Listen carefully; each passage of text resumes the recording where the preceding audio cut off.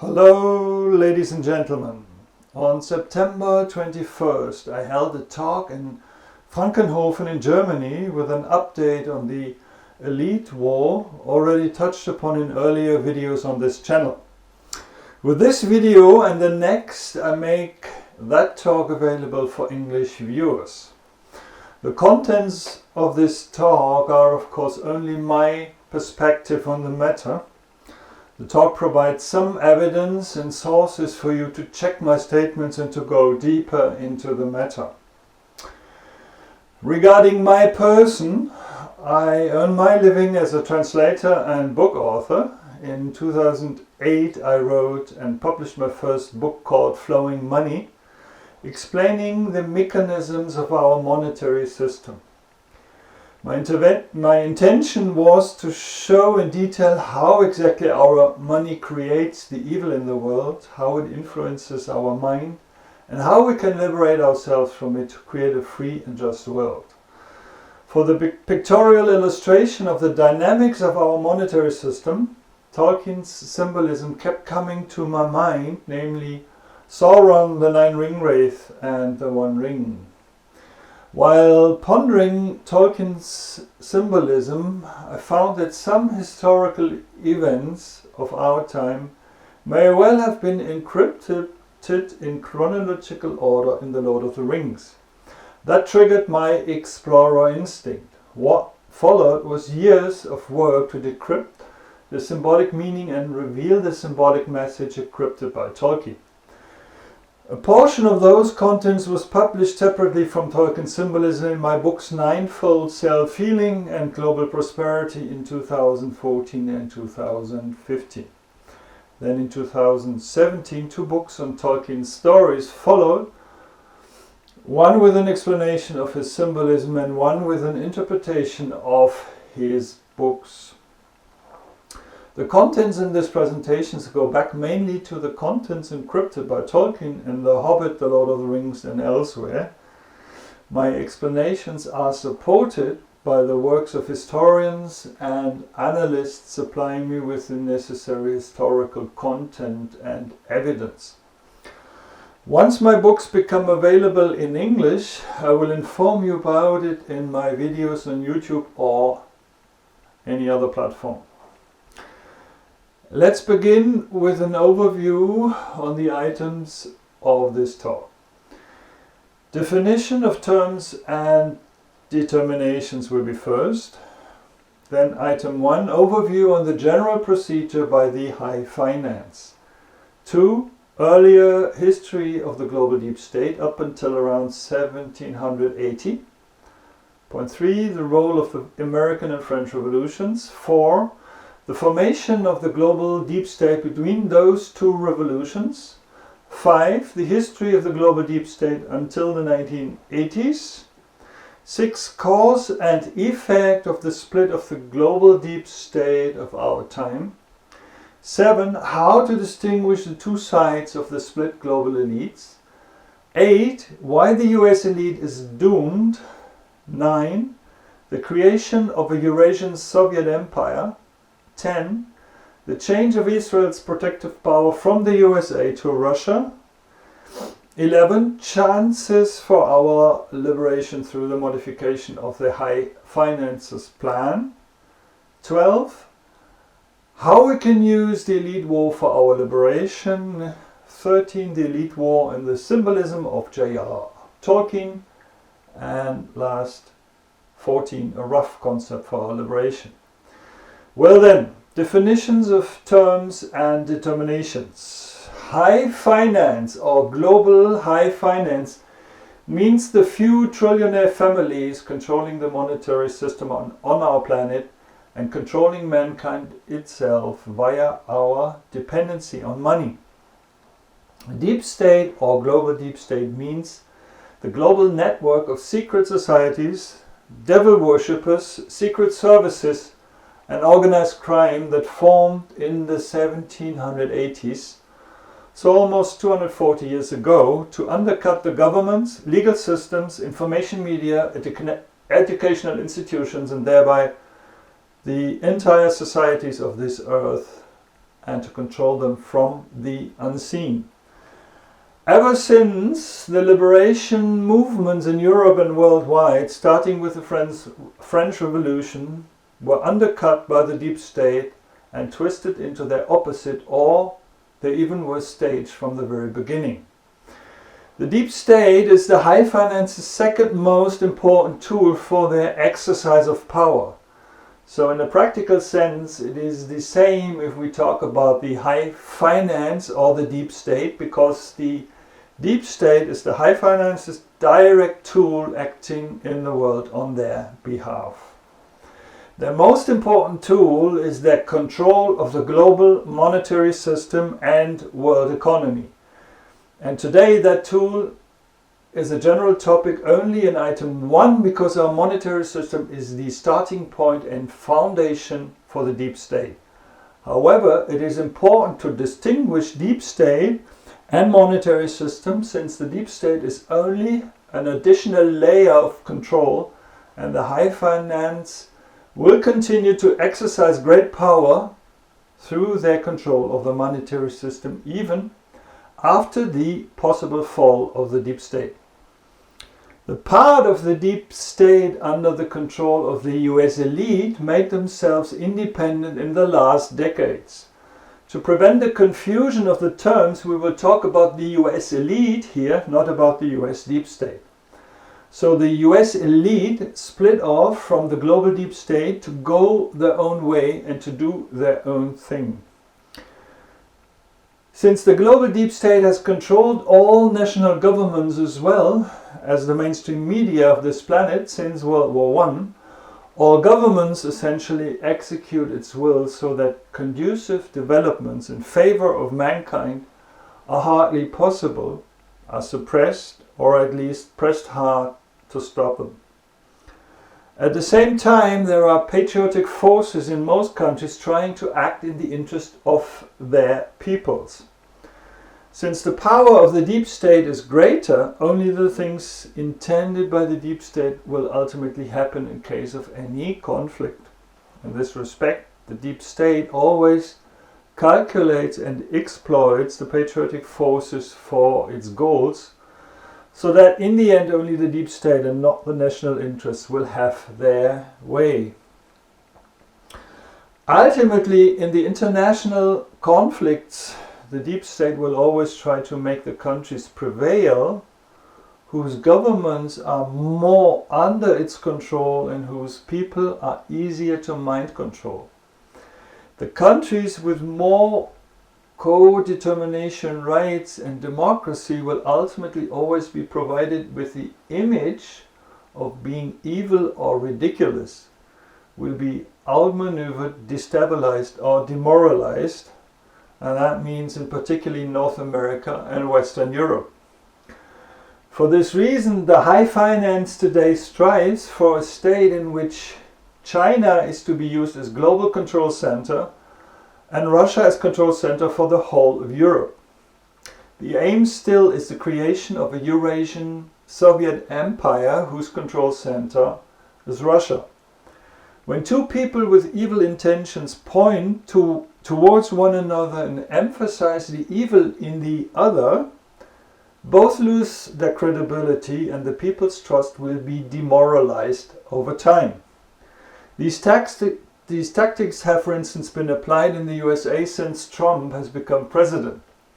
The media accuse him of lying, he accuses the media of lying. The people no longer know what they should believe. This allows the elites to spread a lot of facts that nobody will believe in, because nobody is able to distinguish facts from lies, to put everything in the right perspective. Amongst all the lies, they all also always give away the truth so that they can later say, "We told you so. We told you beforehand." For various reasons, the US elite has had a big problem since Trump became president. They knew that he was installed against their will to bring the US elite back under control by the global deep state. They had no other choice but to attack Trump publicly and to attempt to talk him down and make him look implausible and unreliable. They essentially had the problem that all of their strategies for the preservation and expansion of their power were ultimately used by the high finance, so by the global deep state, to drive the high finance's goals forward. It was and is especially no problem for the high finance to use the US elite's resistance against Trump to propel their policy of disempowering the USA and to fully destroy the USA's international reputation, and particularly through Trump. It is always a bad idea to side with people who do not deserve any trust, because the advocacy only leads to a loss of trust once you are confronted with the ugly reality. All people who either side with the mainstream media or with Donald Trump suffer loss of trust in this way once the pertaining truths come to the light of day. Neither side is trustworthy. The people are being demoralized for as long as they are looking for a savior within the system. And it is exactly that demoralization of the Americans and the people in the Western world that helps the high finance to enforce its politics against the then only feeble resistance of the demoralized people who particularly no longer know whom they can trust. The deep state always attempts to gain the support of the people for the heads of the governments it installs. This support is never justified because no politician can become a head of state against the will of the deep state. In particular, not in the USA and not in Russia. Not for as long as a deep state exists that can disembark undesired politicians. That means the heads of state of this earth are surely not the good ones. They obey the deep state and have not deserved any trust, in particularly no Trump and no Putin, which we'll come to later on. The governments of this earth are corrupt, blackmailable and a slave to the deep state. If the mainstream media or even the alternative media manage to make heads of states into saviors expected to save and redeem mankind, at least among certain groups, all the alarm bells should go off in any critical observer. So when Donald Trump and Vladimir Putin are stylized as heroes in many of the alternative media, that is a priori extremely suspect. Only because our mainstream media generally spread lies, that does not mean that much of the negative that is reported about Trump and Putin is not true. The logic that our mainstream media lie when they talk badly about Trump and Putin, therefore the two are probably the good ones, that logic is simply wrong. It's very insufficient. On the other hand, politics and mainstream media always strive for credibility and followers. To gain those, they have no other choice but to orient by the truth as much as possible to achieve their goals. So when two criminals and liars point to one another, it doesn't make sense to scrutinize the respective statements, because you can assume that a good portion of the truth will be hidden among all the lies. The art of finding the truth is then to well listen to both sides of a conflict and to elaborate a unified picture out of the contrary statements. A picture that will explain the positions and views of both sides. As a basic principle, you can proceed on the assumption that disputing parties with evil intentions will disclose a lot of truth about the other party and almost no truth about themselves. This talk is held in that sense. It is my current perspective that of course keeps changing with all relevant new information that is coming in. So, item number 1, overview on the general procedure by the high finance. We need to know that fundamentally the high finance that attempts to erect a world dictatorship operates with a dialectic between capitalism and communism. The difference between the two is that capitalism is the beginning and communism is the goal. Capitalism is used to drive communism and vice versa, while the communist world dictatorship is the goal. Capitalism contains an automatic redistribution of assets from bottom to top, from the working to the super rich. Over the centuries, this has been accumulating most of the world's assets in the hands of a few families, who then wield the power because the whole world depends on their money and can ultimately be corrupted and blackmailed through their lack of money. That means that capitalism brings all assets into the hands of a few people and thereby ultimately also all power. And communism induces the final state of capitalism on a much abbreviated path by giving all power to a small group of people who then of course control the assets as well. Capitalism and communism both lead to a state, whether each ideology individually or in tandem, that does not matter, that the mass of the people is without possessions and without rights and without power. All intermediate states between superwealth and proletariat are being removed systematically. Since the high finance is ultimately more interested in power over mankind than in wealth, capitalism is only a tool, and communism, the communist world dictatorship, is the actual goal. No matter what will happen, no matter how mankind will develop, for as long as the global high finance exists, it will attempt to establish a communist world dictatorship, even if the deep state will soon be history. Everywhere you can see that capitalism and communism work hand in hand perfectly. In China, there are multi-billionaires and an almighty government. The same applies to Russia. The same is happening in Europe and the EU. Just like Russia and China, the EU is on its way to have only powerful big corporations and a centralized power in Brussels, so that the individual has no voice or power.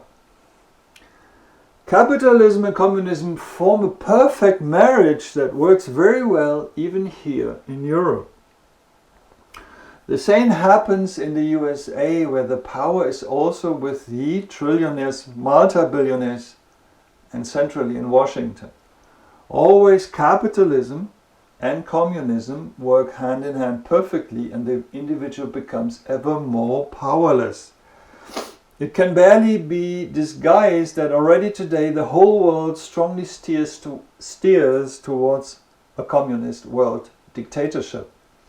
If mankind allows to be split into fronts so that we understand ourselves as either left-wing or right-wing, then the high finance can play with the elements of capitalism on one hand and socialism, communism on the other hand, until they have established their communist world dictatorship. The representatives of the capitalist front are made believe that capitalism means free market, and only the free market can protect us from the dangers of socialism and communism. The representatives of the socialist communist front, so the leftists, are made believe that only a socialist communist equalization can protect us from the dictatorship and exploitation by the banks and corporations.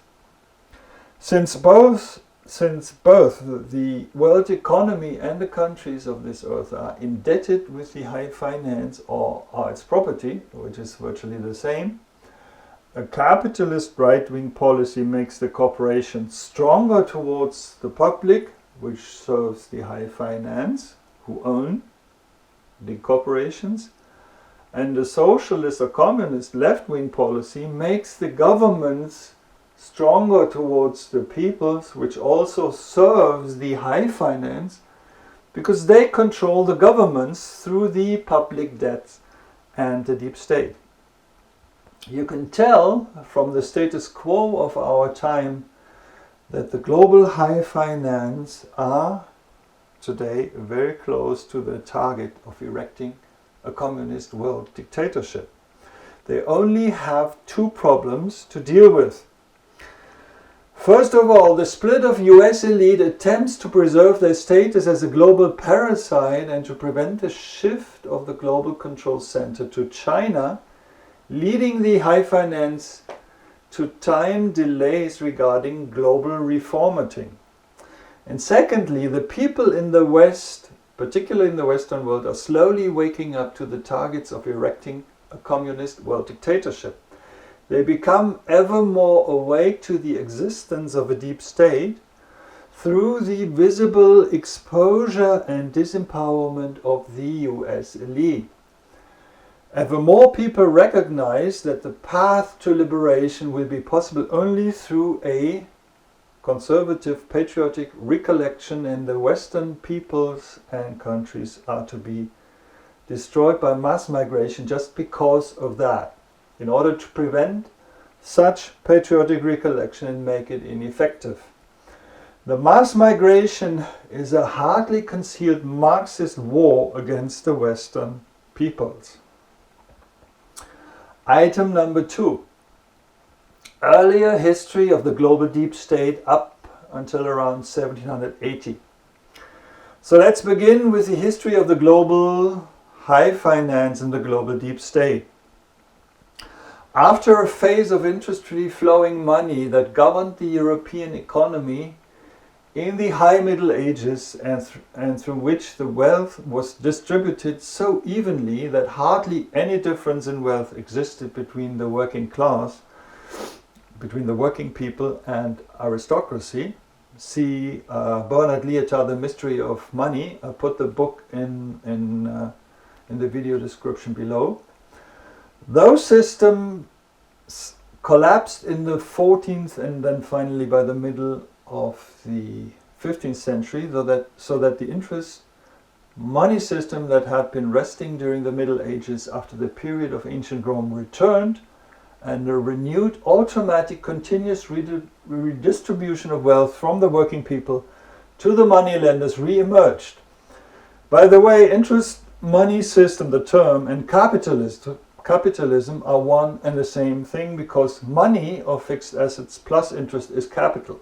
Without interest, money would just be money and fixed assets would just be fixed assets. In 1694, the ongoing automatic redistribution of the interest money finally led to the foundation of the Bank of England and thereby to the visible formation of a new global high finance after the one of ancient Rome. The founders of the private Bank of England took control over England and the Commonwealth. From that time until World War II, England was the global control center of the global high finance. You can tell from England's economic decline after World War II how quickly a country will impoverish when it is no longer used as the high finance's global control center. Today, the same fate is waiting for the USA, unfortunately.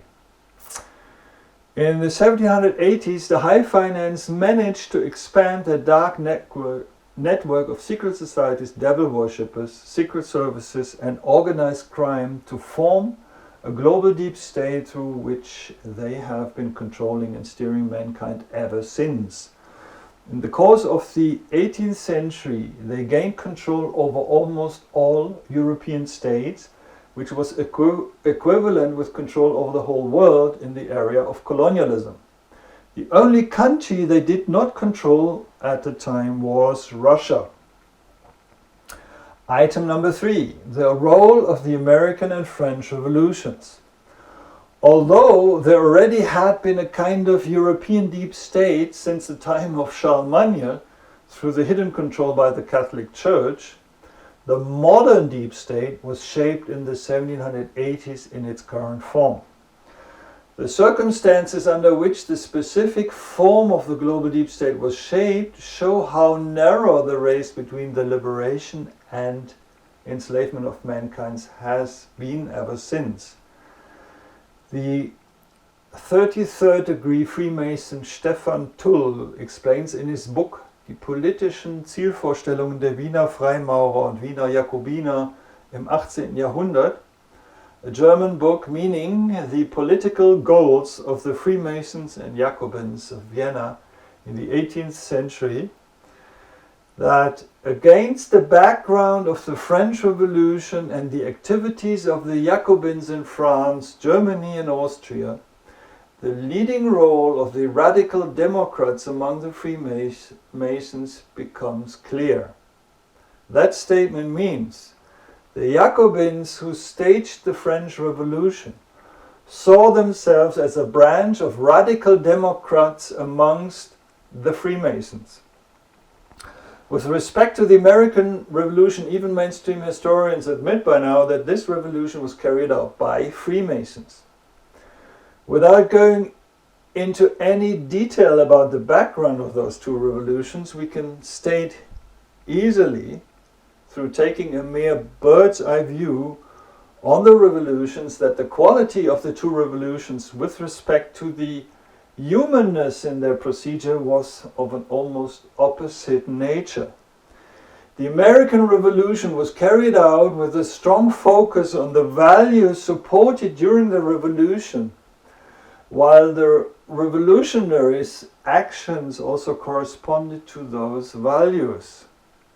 Although acts of war were carried out, they were target-oriented and avoidable bloodshed was prevented as far as possible.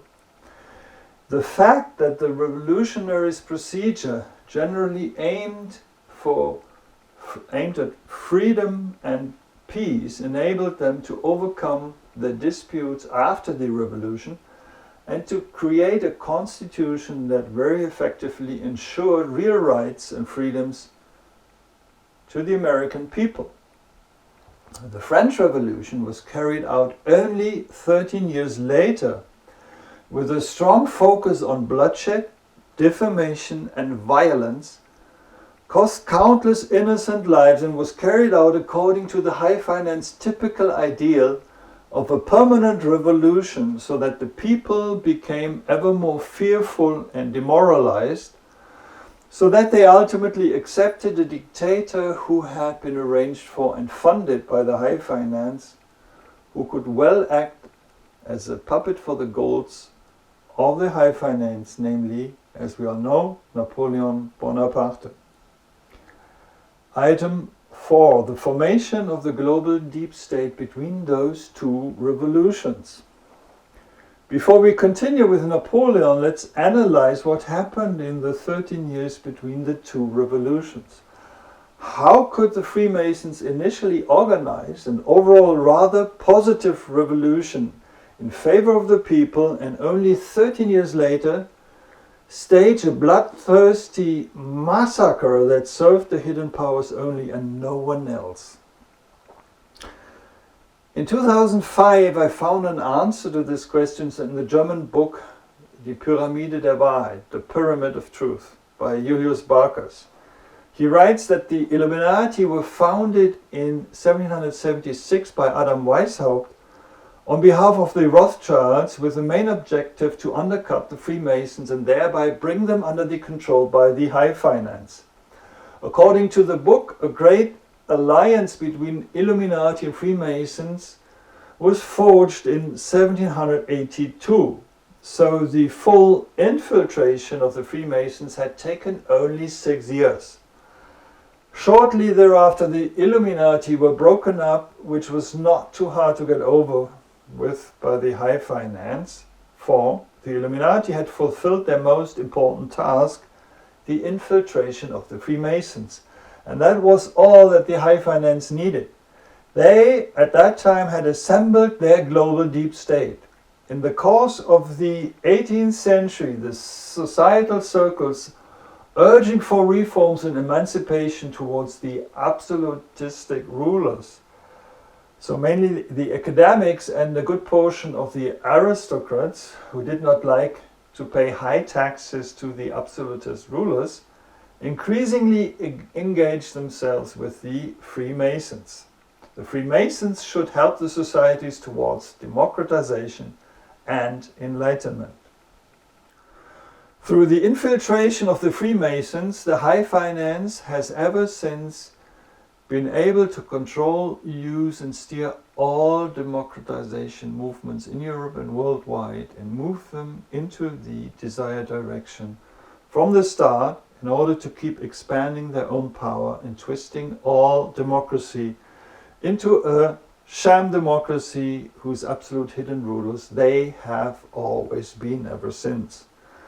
The infiltration of the Freemasons in 1782 thus fell exactly in the period between the American and the French Revolution and explains their fundamental difference. The French Revolution was staged completely in line with the devil-worshipping high finance, while the American Revolution actually proceeded predominantly for the benefit of the people. While even here there were some efforts to resolve privileges, the revolution was still much in the interest of the normal American people. The infiltration of the Freemasons in 1782 was the final puzzle piece that the high finance had been lacking to complete their global deep state for the subjugation of mankind. That is why we can consider this the birth year of the modern global deep state. The Americans and the world were quite lucky that this did not happen any sooner. Subsequently, the infiltration of the American Freemasons took quite a while, and even when the US Freemasons too had already been infiltrated, there was a massive resistance against them in the 1820s and 1830s, and thereby against the high finance that had great difficulties to bring the USA back under the control of the deep state and its banks. At that time, the Freemasons were even prohibited in the USA for some time. One could argue that the Americans were ungrateful to prohibit the Freemasons since they owed them their freedom originally.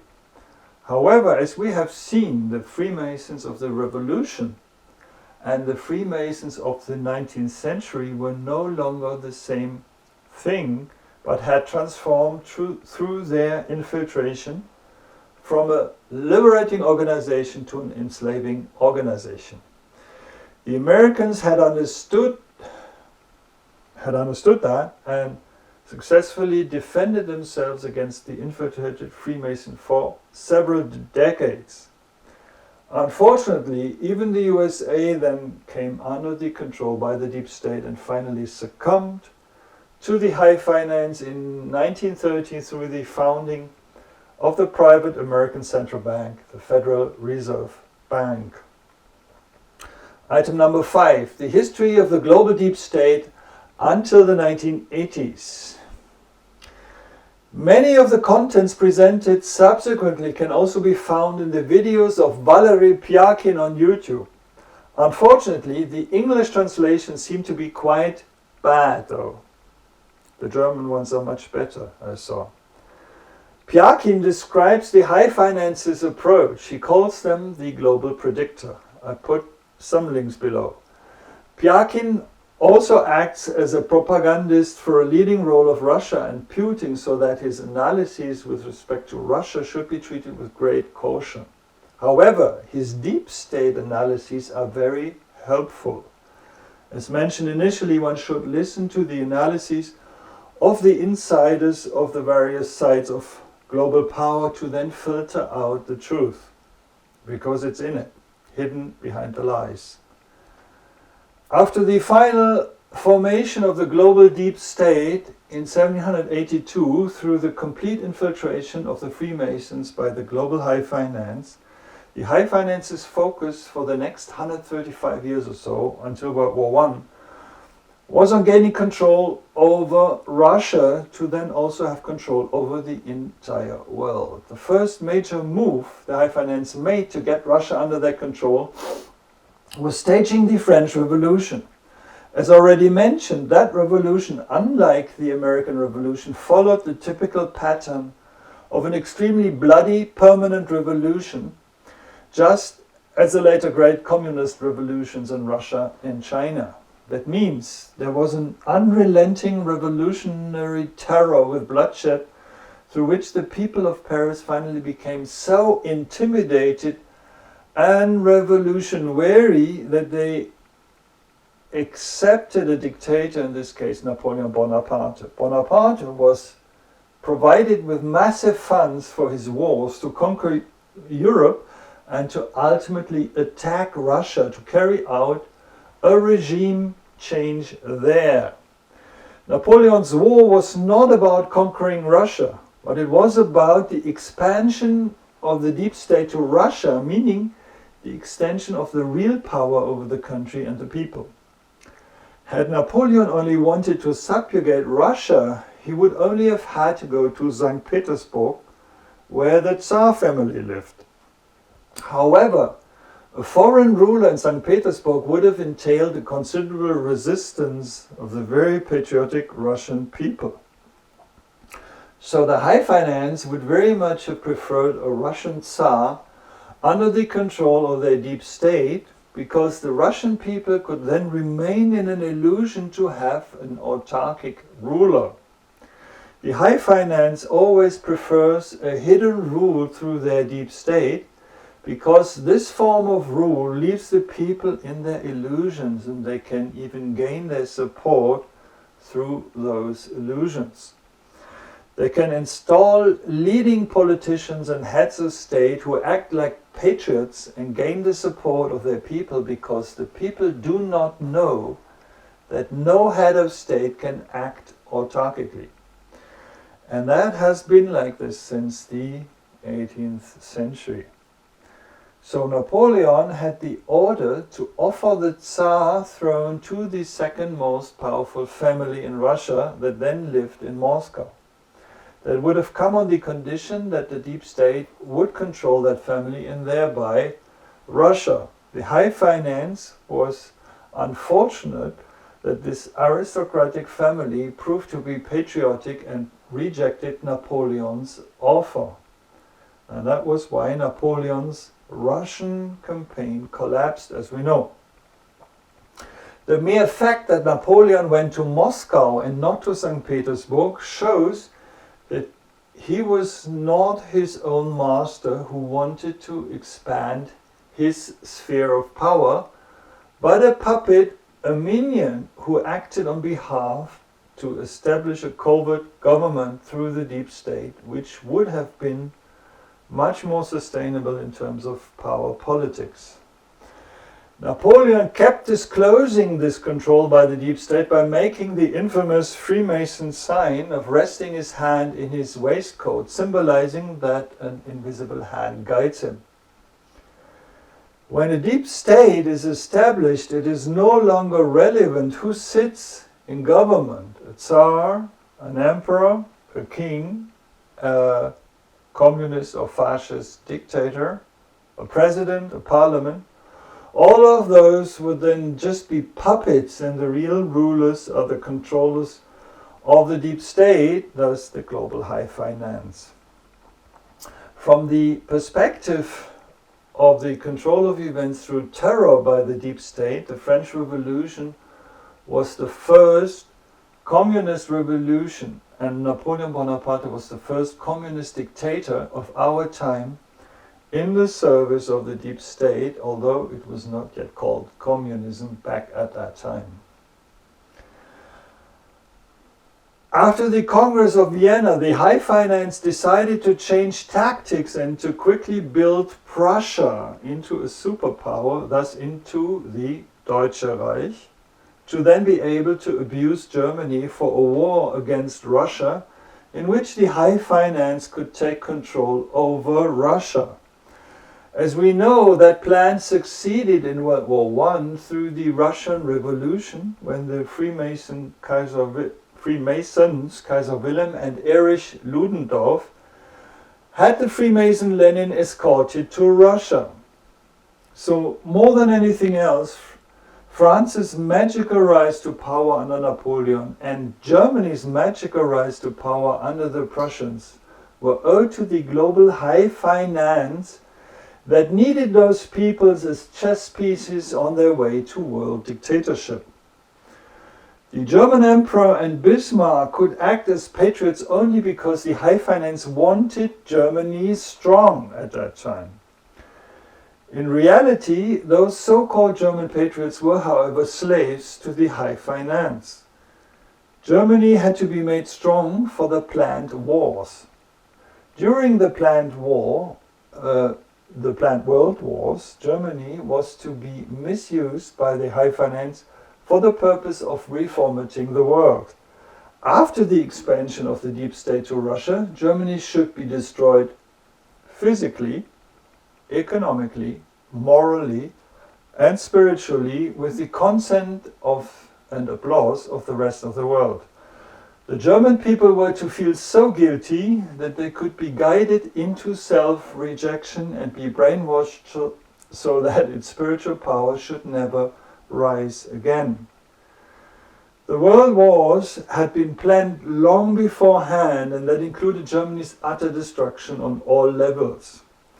A good source for these contexts is Christopher Björkner's book Adolf Hitler, Bolshevik and Zionist, which I will put into the video description below.